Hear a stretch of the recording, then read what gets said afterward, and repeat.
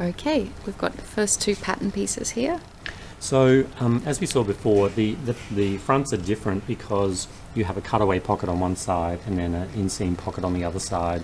So make sure that you've got the cutaway pocket facing up here. And the first thing we're going to do is the fly, because it's always easier to put a fly in when the pieces are all nice and flat, easier to deal with. And what's going to happen here is we're going to, before we can start sewing in the fly pieces, we need to overlock. So this side where I've got it pinned as my reference, we're actually going to overlock all the way up, and on the other side we're only going to overlock to the bottom of the zip where the little step is, because that's where the fly facing is going to be, and when that turns back, there's no need to have overlocking all the way up to the top if it's going to be, you know, sewn and folded to the inside anyway. So there are these little steps in the pattern. Yep, so you have the little steps because that's where then those steps and the notches here as well. So there's the notches there, that's where the zip stops, and that's where there are reference points to stop sewing. So you'll have the fly facing on this side, and on the other side we'll have a fly extension which is a little bit longer, so that we can bag out this bottom edge, so it'll have a nice finished corner on the bottom edge. So we've got some overlocking to do, but before we do the overlocking I'll just work on sewing the fly extension together. So you've got the notches, the notch there that shows the bottom of the fly extension. So fold that corner back on itself, and we're just going to sew a 1 centimeter seam along this bottom edge.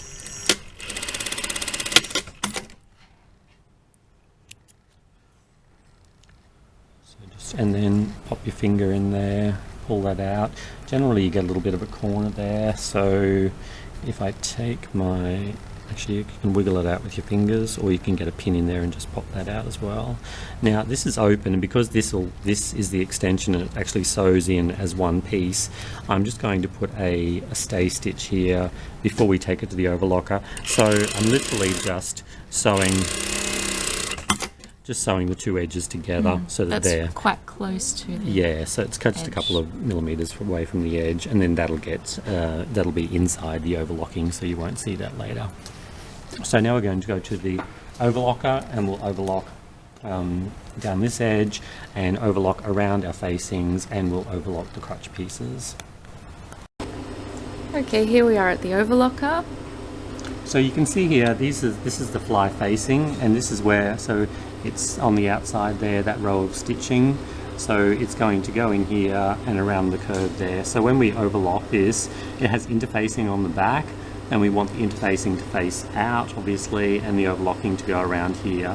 So put that down, and then this piece here is the fly extension, and so I put a pin on this side because this is the inside of the fly extension. So when we want the overlocking, we want the overlocking, the nice side of the overlocking, which is the top of the overlocking, facing towards the body. So I put a pin there to indicate that I need to overlock it on this side.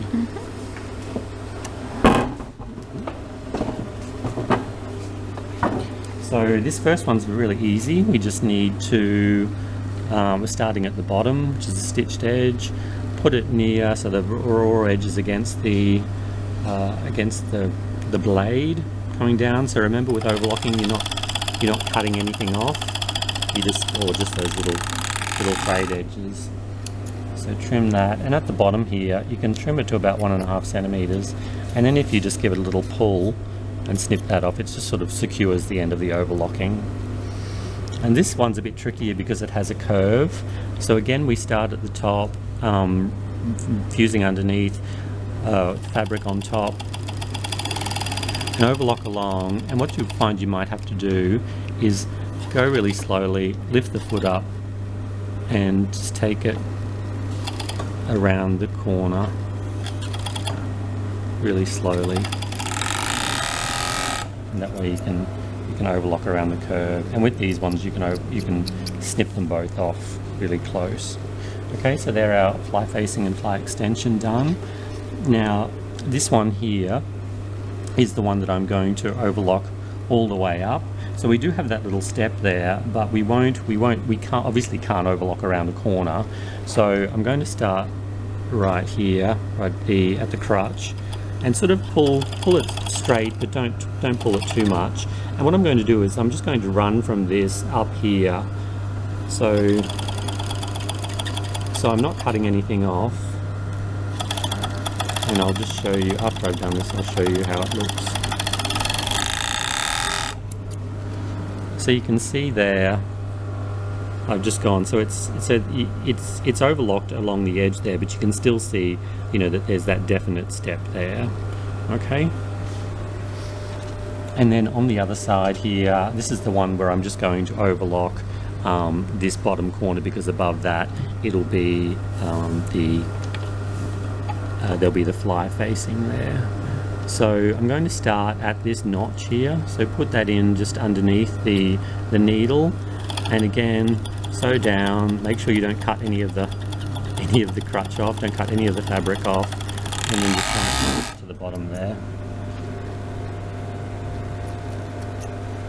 Okay, so again, there's my notch. So the overlocking, you can see how I've just, so it's a little bit loose there, but that's all right because it'll be covered up by the bottom of the fly. And that's our overlocking done. So we've got our fly facing here. We've only overlocked up to this point, and that's because we're going to stitch the fly facing on here.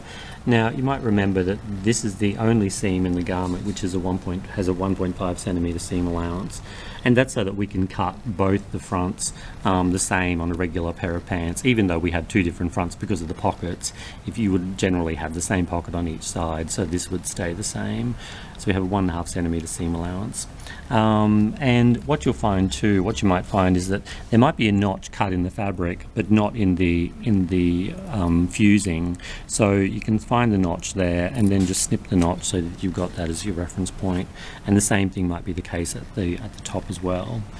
So when we put this under the foot, make sure that the notch lines up with the needle.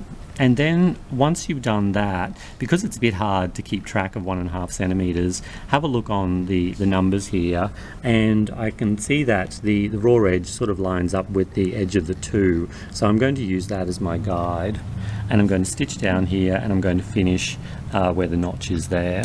So back tack at the top, and just keep an eye on here. Don't watch the needle, keep an eye on where the 2 is, and then when you get down to the bottom, just slow down when you get to the notch and do a back tack. You can see that there. Okay, and so this little bit stays loose. And then we're going to turn this back, and now we're going to do understitching along here. So the understitching is when you fold all of the seam allowances towards the facing and stitch through these layers with a pin stitch, which is close to the edge. So you're not stitching on the outer side of the garment, you're actually stitching on the facing.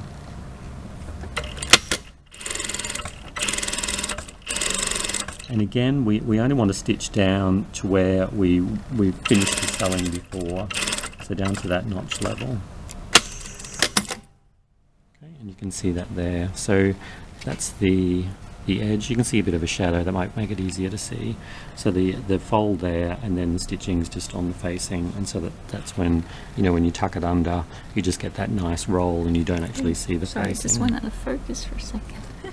Yep, show us the roll again. Yep, so Yeah, see nice. that it gets this nice roll, and so you don't see, Yep, any of yep, that. yep. It actually rolls and tucks Yep. it under.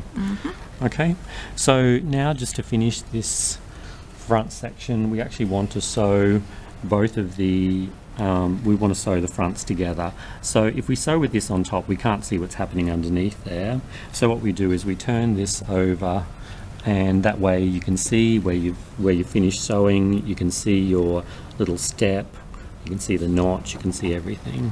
So this is 1.5. This is just a 1 centimeter seam allowance that we sew here, because it goes from 1 centimeter and then up to this 1.5 centimeter. And it'll just blend through. Now don't start sewing all the way from the raw edge. Come back in, say 2 or 3 centimeters. Do a back tack there, and that's because we need to sew the back leg on to this. Pull these together, And then as you come around here, don't continue to follow this as 1 centimetre. We want to aim now towards this point here. So so I've come up and I've touched to that point, which was my original stitching point, and done a back tack there. Okay, so our fronts are held together. And you can see that it's starting to take shape.